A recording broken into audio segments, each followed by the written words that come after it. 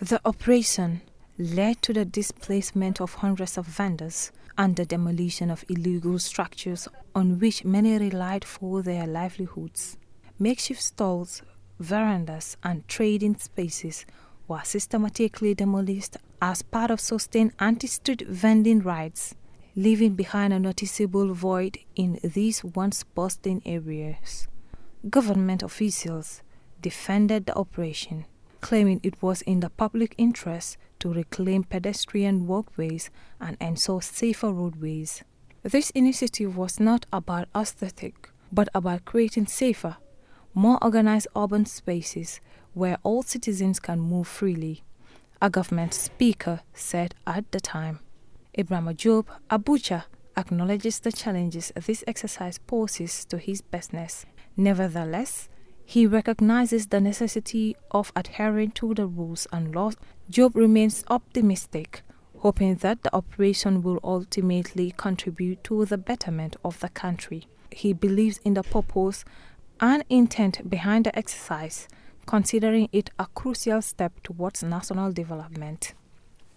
As a butcher, Jobe notes a surprisingly positive tone, with an unexpected increase in customers refraining from labeling the operation as detrimental.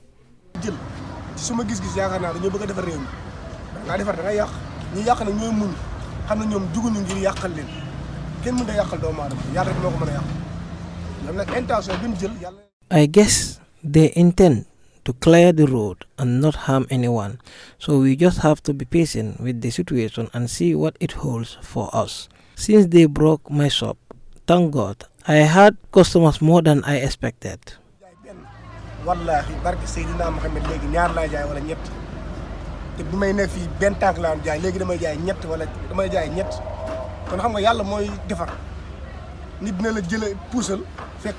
On the other hand, Alaji Danfa, another affected vendor, holds a starkly different sentiment. He highlights the importance of conducting government surveys before implementing such operations, arguing that his shop is wrongly implicated as it is situated within a compound rather than obstructing the public way.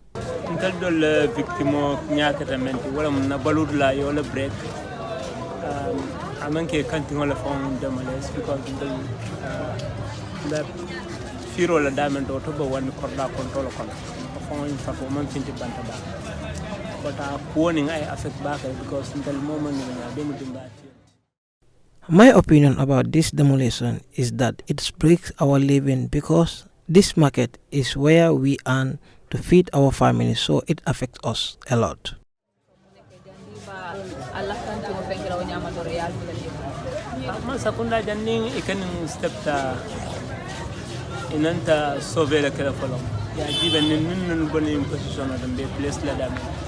Because of every citizen, right close to the bank can private bank without owning a guarantee the bank the passport.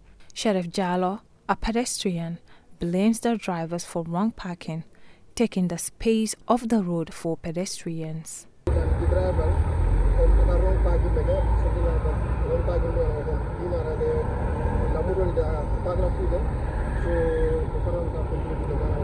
Most spaces in the road is taken by the drivers who do wrong parking, and it causes traffic congestion as well. Some of them didn't even go through driving school to learn traffic rules, which they are ignorant of.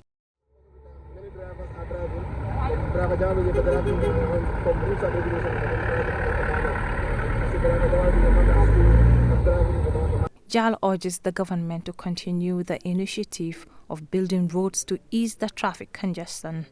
Speaking off camera, Lamin Sonko also blames the wrong parking of drivers and blamed the government to clearing some places of vendors without giving them another place to sell. However, the aftermath of the crackdown has raised questions and sparked criticism. What was initially touted as a move to protect the public has now seemingly backfired. The very spaces cleared of vendors have become informal parking lots commanded by private vehicle owners. Pedestrian pathways have devolved into chaotic parking zones, forcing some people to walk on busy roads ironically creating new safety hazards. The displaced vendors, many of whom were breadwinners for their families, have expressed dismay over the lack of alternative arrangements, with shattered livelihood and left with nowhere to go. Social commentators and urban planners have called on the government to address the unintended consequences of Operation Clear the Roads. Critics argue that while the initiative sought to improve public order, its poor execution has led to an uneven playing field where small vendors are punished while private car owners benefit. For now, the pedestrian spaces on Kairaba Avenue stand as a symbolic reminder of a government operation that achieved its stated objectives on paper but has left many citizens questioning its broader impact on social media and economic equity. Will authorities take further action to address this imbalance? Or will Operation Clear the Roads fade into yet another chapter of unfulfilled promises? Only time will tell. Awasane for Star TV News.